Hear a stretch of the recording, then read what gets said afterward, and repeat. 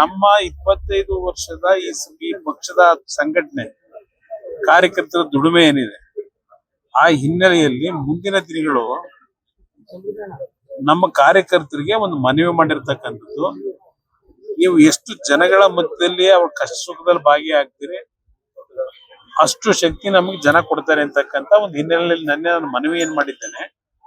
ಇವತ್ತಿನ ಈಗಿನ ಸರ್ಕಾರ 136 ಸೀಟನ್ನ ಗೆದ್ರೂ ಸಹ ಯಾವುದೋ 5 ಗ್ಯಾರಂಟಿಯ ಒಂದು ಘೋಷಣೆಗಳನ್ನ ಮಾಡಿ 5 ಗ್ಯಾರಂಟಿ ಬಿಟ್ಟು ಅದ್ರ ಮುಂದೆ ಹೋಗ್ಲೇ ಇಲ್ಲ.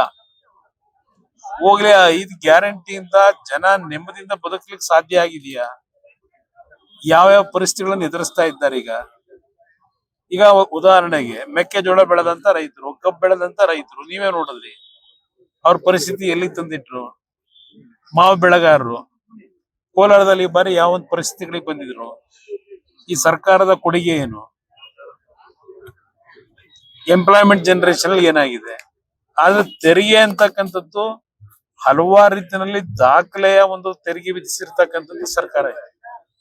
5 ಗ್ಯಾರಂಟಿಗೋಸ್ಕರವಾಗಿ ಯಾವ ಜನತೆಗೆ 5 ಗ್ಯಾರಂಟಿ ತೋರಿಸಿದ್ರು ಅದೇ ಜನಗಳಿಂದ ಆ ಗ್ಯಾರಂಟಿ ಹೆಸರಿನಲ್ಲಿ ಕೋಟ್ಯಾಂತರ ರೂಪಾಯಿನ ಲೂಟಿ ಮಾಡೋದು ಅದೇ ಜನಗಳು ಹೊರಿಸಿದ್ದಾರೆ.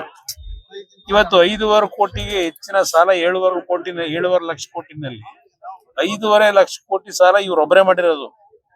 ಸಿದ್ದರಾಮಯ್ಯನವರು ಮುಖ್ಯಮಂತ್ರಿಯಾಗಿ ಆರ್ಥಿಕ ಸಚಿವರಾಗಿ ಸಾಧನೆ ಏನ್ ಮಾಡಿದ್ದು? ಈಗ ಮೀಸಲಾತಿ ಅಂತಾರೆ, ಯಾವ್ದೋ ಜಾತಿ ಗಣತಿ ಅಂದ್ರು, ಸಾಮಾಜಿಕ ಇದ್ ಮಾಡ್ತೀವಿ ಅಂತ ಹೇಳಿದ್ರು. ಅದೇನೋ 3 ಕಮಿಟಿ, ಕಾಂತರಾಜು ಕಮಿಟಿ ಆಯ್ತು, ಅಲ್ಲಿಂದ ಜಯಪ್ರಕಾಶ್ ಹೆಗಡೆ ಅವ್ರದ್ದಾಯ್ತು, ಈಗ ಮದನ್ ಗೋಪಾಲ್ ನಾಯ್ಕ ಮಧುಸೂದನ್ ನಾಯ್ಕ ಅವ್ರನ್ನ ಹಾಕಿ ಈಗ ಅದೆಂತದ್ದು ಕಮಿಟಿ 15 ದಿವಸ ಟೈಮ್ ಕೊಟ್ಟಿದ್ದ ಟೈಮು 2 ತಿಂಗಳಾಗೋಯ್ತು. ಈಗಾಗ್ಲೇ ಸದ್ದು ಗದ್ದಲವೇ ಇಲ್ಲ ಅದ್ರ ಬಗ್ಗೆ. ಈಗ ಆ ಜಾತಿ ಗಣತಿ ಬಗ್ಗೆ ಸದ್ದು ಗದ್ದಲ ಇಲ್ಲ. ಕುಮಾರಸ್ವಾಮಿ ಮಾಡ್ಲಿಲ್ಲ, ಇಂಪ್ಲಿಮೆಂಟ್ ಮಾಡ್ಲಿಲ್ಲ ಅಂತ ನನ್ನ ಮೇಲೆ ಪ್ರತಿದಿನ ಭಾಷಣ ಮಾಡೋದು. ಈಗ 2.5 ವರ್ಷದಲ್ಲಿ ಇವ್ರು ಮಾಡ್ಕೊಂಡಿರೋದೇನು?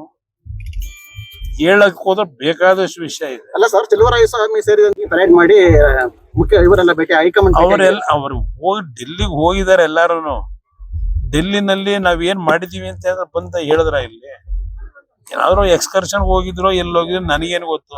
ಒಕ್ಕಲಿಗರಿಗೆ ಪ್ರಾಧಾನ್ಯತೆ ಕೊಡಬೇಕು ಅಂತ ಹೇಳಿ ಕೇಳಿದ್ದಾರೆ ಬಾಲಕೃಷ್ಣ. ಇಲ್ಲಿ ನೋಡಿ, ಒಕ್ಕಲಿಗರ ಪ್ರಾಧಾನ್ಯತೆ ಅಲ್ಲ, ಕರ್ನಾಟಕ ನಾಡಿನ ಪ್ರತಿ ಜನತೆಗೆ ಪ್ರಾಧಾನ್ಯತೆ ದೊರಕಬೇಕು.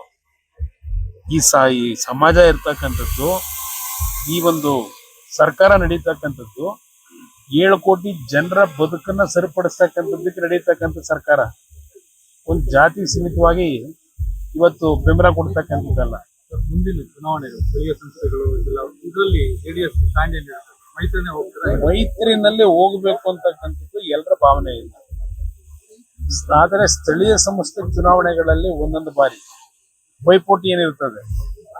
ಕೆಲವು ಸ್ಥಳೀಯವಾಗಿ ಕೆಲವು ನಿರ್ಧಾರಗಳನ್ನ ಮಾಡ್ತಕ್ಕಂಥದ್ದು ಈಗಿನ ಒಂದು ರಾಜಕಾರಣದಲ್ಲಿ ನಾವು ನೋಡಿದೀವಿ. ಆದ್ರೆ ವಿಧಾನಸಭೆಯ ಚುನಾವಣೆಗಳು, ಲೋಕಸಭೆ ಚುನಾವಣೆಗಳು ಬಂದಾಗ ನಾವು ಮೈತ್ರಿ ಅಂತಕ್ಕಂಥದ್ದು ಏನಿದೆ ಗಟ್ಟಿಯಾಗಿ ನಿಂತು ಕೆಲಸ ಮಾಡ್ತಾರೆ. ಸ್ಥಳೀಯ ಸಂಸ್ಥೆ ಚುನಾವಣೆಗಳು ನಡೆಸ್ತಾರ ಅನ್ನೋದು ಇನ್ನೂ ಡೌಟ್ ಪಡ್ತಾ ಇದೀವಿ. ನೀವೇನ್ ಹೇಳ್ತಿದ್ದೀರಿ ಅದ್ರಲ್ಲಿ ಸಂಶಯ ಇಲ್ಲ. ಇವತ್ತು ಸ್ಥಳೀಯ ಸಂಸ್ಥೆ ಚುನಾವಣೆಗಳನ್ನ ಈ ಸರ್ಕಾರ ಅಷ್ಟು ಸುಲಭವಾಗಿ ನಡೆಸ್ತಾರೆ ಅಂತಕ್ಕಂಥ ನಂಬಿಕೆ ಇಲ್ಲ, ನನಗೂ ಸಹ ಇಲ್ಲ. ಆದ್ರೆ ಕೋರ್ಟ್ ಆದೇಶದ ಮೇಲೆ ಏನಾದ್ರು ಮಾಡ್ಲೇಬೇಕಾದ ಅನಿವಾರ್ಯತೆ ಬಂದ್ರೆ ಮಾಡ್ಬೇಕಾಗ್ತದೆ. ನೋಡೋಣ ಏನ್ ಮಾಡ್ತಾರೆ. ಕಾಂಗ್ರೆಸ್ ನಾಯಕತ್ವ ಬದಲಾವಣೆ ಕಿತ್ತಾಟದಲ್ಲಿ ಜೆಡಿಎಸ್ ಅಥವಾ ಬಿಜೆಪಿಗೆ ಏನಾದ್ರು ಅವಕಾಶ, ಏನಾದ್ರು ಸಾಧ್ಯತೆ ನಿಮ್ ಪಕ್ಷದ ನಡೆ ಏನಾಗಿದೆ?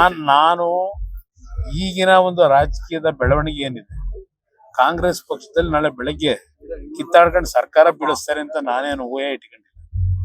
ನನಗೇನು ಆ ಒಂದು ಭ್ರಮೆನೂ ಇಲ್ಲ. ಏಕೆಂದ್ರೆ ಕಾಂಗ್ರೆಸ್ ಪಕ್ಷ ಈಗ ಯಾವ ರೀತಿ ಇದೆ ಅಂತಕ್ಕಂಥದ್ದು ಎಲ್ರಿಗೂ ಗೊತ್ತಿದೆ. ಈ ಕರ್ನಾಟಕದಲ್ಲಿ ನಡೀತಿರತಕ್ಕಂಥ 2.5 ವರ್ಷದ ಇವರು ಮುಖ್ಯಮಂತ್ರಿಯ ಸ್ಥಾನದ ಬಗ್ಗೆನೆ ಎಲ್ಲರ ಗಮನ ಇವತ್ತೇನು ಸೆಳೀತಾ ಇದ್ದಾರೆ.